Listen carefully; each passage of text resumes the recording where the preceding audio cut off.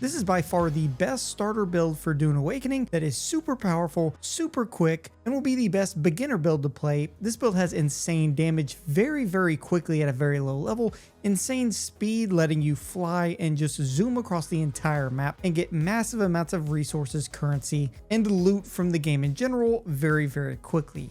Also, if few of your friends are looking for a group to play with, join the Discord down below and play in our guild with us. First, I want to go over the basics so you can start this build off the right way. At the beginning of the game, you're going to be able to choose between a bunch of different classes that you'll be able to pick from. This is going to be things like the Swordsmaster, the Bene Gesserit, the Mentat, and the Trooper, for instance. The Planetologist you'll actually have to unlock later, which we'll show you how to do very quickly. Now, you have a couple options here, but the best option for this build and a quick, speedy, super OP build right out of the gate is going to be selecting the Bene Gesserit. And that's for a couple reasons. It's because we get skills like Bendu Spirit that allow us to just jet across the map over and over, making our exploration much quicker earlier on, which especially at the beginning of the game is what you need. Again, by all means, you can select any class here and unlock via the trainer any remaining trees you need to later, but this is the best one to start. Now, the very first thing for this build setup, when you first drop into Hagga Basin South, immediately out of the gate, you're going to be hit with a couple random quests, such as building quests that you're going to need to complete pretty quickly. You complete these building quests and eventually get a trade post quest, which will then point you in the direction of your first main story quest or your first purple quest that you'll see at the purple cave at the bottom middle of the map. This is going to progress the story, which you'll need to progress to later areas. As soon as you unlock this quest, you need to immediately try and go down there and knock it out quickly, and this will unlock the rest of the story missions as well as progress you further in your building. And War Thunder is a free-to-play military action game with land, sea, and air vehicles that you fight in the craziest battles and locations across the world. War Thunder completely has some of the most intense and crazy battles, honestly, that I've ever played from any vehicle battle game like this. Keep in mind, again, it's literally free to play. War Thunder is immersive and puts you in real massive multiplayer battles where you can customize your vehicles and create your own unique playstyle by upgrading to the perfect vehicle for you. With all kinds of crazy equipment you can use like guided missiles and thermal vision. In the new Hornet Sting update, there have been tons of graphical enhancements to make everything look even more authentic and real, and even two amazing new vehicles. The top tier fighters, the Su-30 and the Fa-18, are completely new. Click the link in the description below where you can play for free on PC, PlayStation, and Xbox by using the link in the description. All new players and players who haven't played War Thunder for half a year or more get some pretty insane bonuses. You can also download War Thunder Mobile and play for free on iOS and Android by using the link in the description. Thank you, War Thunder, for sponsoring today's video.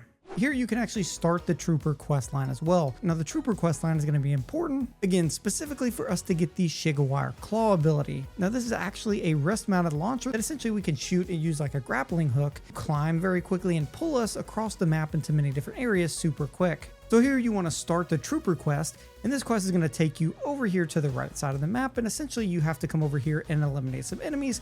Once you complete that, you can come right back to the trade outpost, speak to the proper person, and once you complete that quest, you will unlock the Trooper skill tree, which you can then use again to spec into Shigaware's Claw as soon as humanly possible. And with an 8-second terrain cooldown, this means we can use this skill to traverse the entire map every 8 seconds. This means we can use the Shigawire Claw to pull us horizontally across the map, as well as vertically up cliffs if needed, and is one of our main mobility skills, especially when we pair this with Suspensor Pads and Bendu Spirit later. This is essentially going to allow us to just fly across the map, fly straight up, pull ourselves across the map with the claw. Now secondly, before we again progress too incredibly far, you want to also complete the Planetologist quest.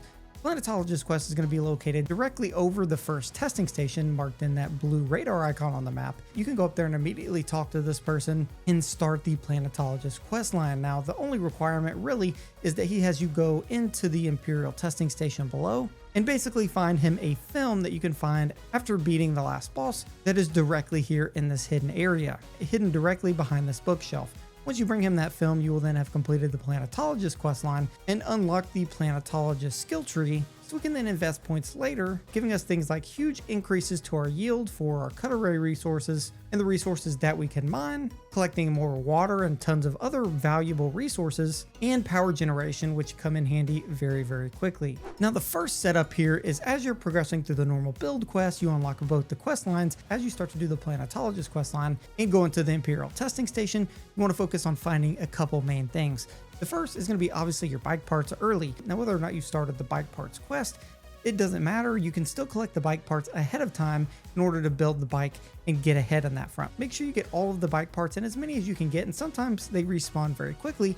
You can actually go back throughout the beginning and actually collect more of them for later. Now, the other big thing here you want to make sure you get a little bit later on top of getting the film for the Planetologist questline is the Emperor's Wing MK1 blueprint, and essentially that's going to allow you to create a special suspenser. Now, this is something completely OP for the beginning of the game that's going to allow you to fly when combined with our Shigaware's claw properly. Again, this allows us to suspend ourselves in the air while using our power or energy that we get from something like our power pack, or the Emperor's wings to continue to glide and fly, and just gives you a ton of mobility early on. Again, the main things in Hagga Basin South: unlock the Trooper, unlock the Planetologist, collect the Emperor's MK1 suspensor belt, and with those three things alone, you should be able to get insane mobility very, very early. Now comes the good part, and that's how to be OP, not just movement wise, but damage wise very early. So early on, you'll use your regular pistol. You'll then get upgraded to an automated weapon before you leave Hagga Basin South. Now, once you go up into the Vermilius Gap areas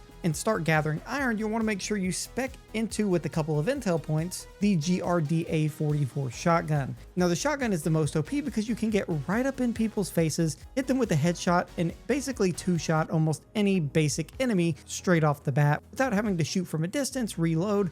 Keeping in mind with our Bendu Spirit and Shigaware's Claw, you can use your Shigaware's Claw to stagger and stun enemies and basically pull yourself to them, but also Bendu Sprint to enemies as well. Now, the one thing the shotgun isn't good at is essentially breaking shield. Now, you can do that with your blade with a heavy attack, or you can use the Disruptor. Now, the Disruptor is essentially the SMG, and I would recommend getting enough intel points early on to unlock this as well. We're going to use this to break enemy shields very quickly.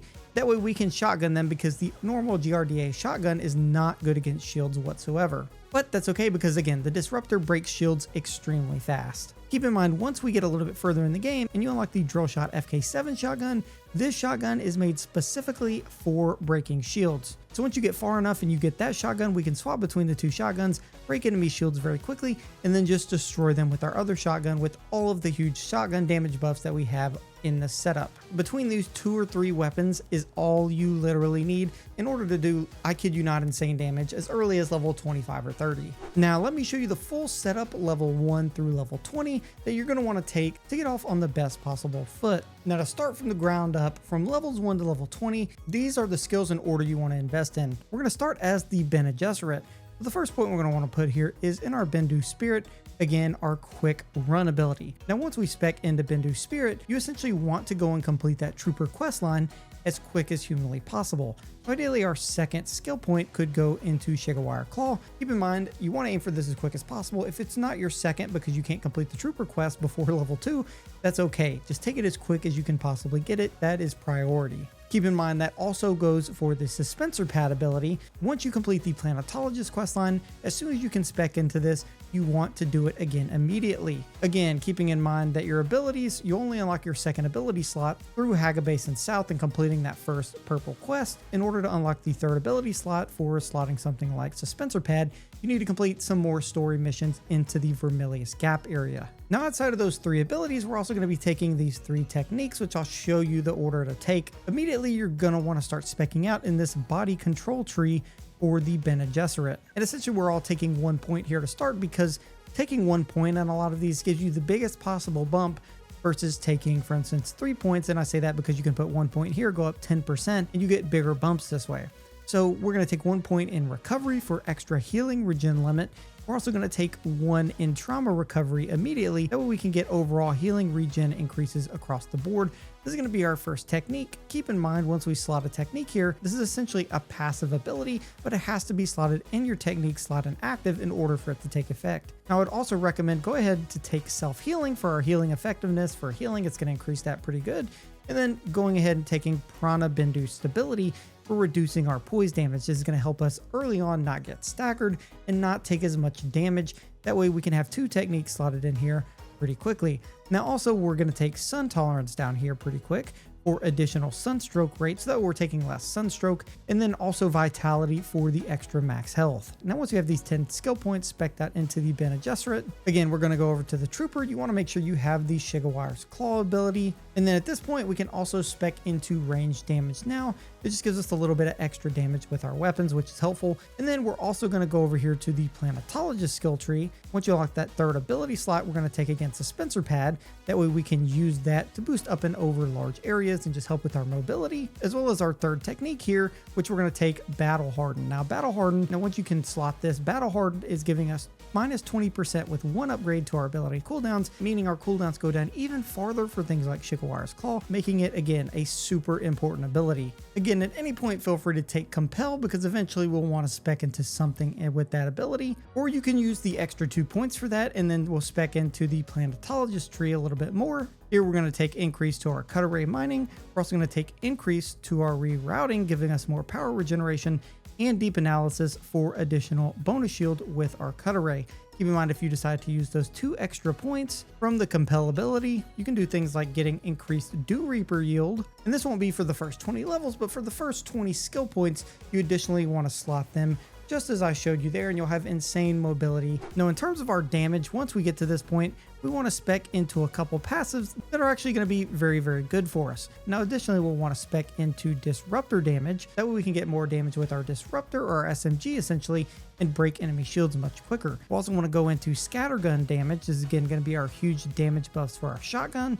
And then we'll also go into Gunsmith to reduce max durability loss for our weapons, which isn't so important, but we use that to go into Field Maintenance. This is going to reduce the durability loss for things like weapons and tools, which should help our Suspensor Belt, durability loss in some of these situations. Again, we're taking this in this order, so that way, even though we spend the extra skill point, we don't want to take Center of Mass just because, again, it drops our headshot damage, and we're focused on primarily dealing headshot damage as our primary DPS source. Now, once we get some more skill points, we also want to continue to spec into specifically range damage. That way we can get 15% additional range damage, as well as 20% additional scattergun damage, so our shotguns are dealing max damage. And now once you get to this point and you also start to unlock the Mentat tree, some of the other passives you specifically want to target are starting out in this mental calculus section and taking range damage again here. This is going to be our second range damage buff, giving us 30% range damage increase automatically. Keep in mind, we get 20% headshot damage on top of this. We're also going to then take all of the marksman abilities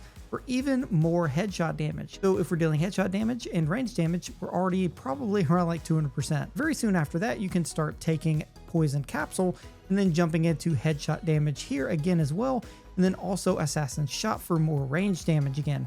We're going to be dealing so much damage with any weapon, any long range weapon really, and our shotguns on top of it, that we're able to do some serious damage right out of the gate. Now, once you get to the point that you unlock the trainer for the Swordsmaster, one thing you can do and slot in separately is something like Knee Charge. At this point, or even earlier, if you unlock the trainer, Knee Charge is a great ability, so when you don't need Suspensor Pad activated as an ability, you can actually swap in Knee Charge, and this is going to give you a way to stagger and quickly get straight towards enemies, and it's going to be a great offensive attack ability. Again, at this point, we're dealing enough damage, and something like Hydrated Stamina bonus is great if you were to put 1 point here. Additionally, even something like Heal Kit Restoration bonus is also good to throw a point in. Now, at this point, or even earlier on, focusing then once you get past the Vermilius Gap areas, really focusing once you've got your damage down pat in your scientist section is gonna be a big deal. Now you have a couple of different options here. If you're mining essentially with your cut array, if you're still running with the sandbike and you don't have a mining buggy operational yet, you want to continue to invest points in some things over here. Things like compact yield, you can put a point in and just distribute this how you feel like you want, depending on what resources you need, as well as putting points in your passives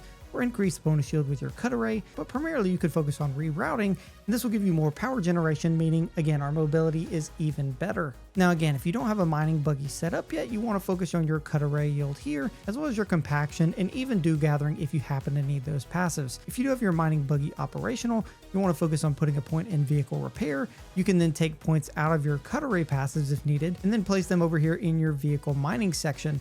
This again is going to give you increased mining yield from your vehicle and your buggy, which is by far the best way to farm resources in Dune Awakening, which is what I would recommend early. Again, once you get to that, then you can come back here and max out some of these things, primarily like your passives for optimized hydration, your heal kit restoration bonus, even your passives under the body control section for extra max health, extra healing effectiveness, reduce sunstroke rate, and keep in mind you can invest in these even earlier than this and max these out. But by upping our ability in a bunch of these different skills first, specifically self-healing for extra healing effectiveness is something you could definitely do earlier that would actually be very beneficial because of how much we're probably going to need to heal. Even maxing out our Prana Bendu stability is also going to be important to reduce our overall poise damage to make us a lot more tanky up front. Keeping in mind you also want to eventually invest in things like Bendu Spirit to max that out completely. And the same goes for Shigaware's Claw, that way you have a much higher range that you can use it for. Now I'll try and put that build down below, and trust me, if you follow the skill setup from the very beginning and all the steps I showed you,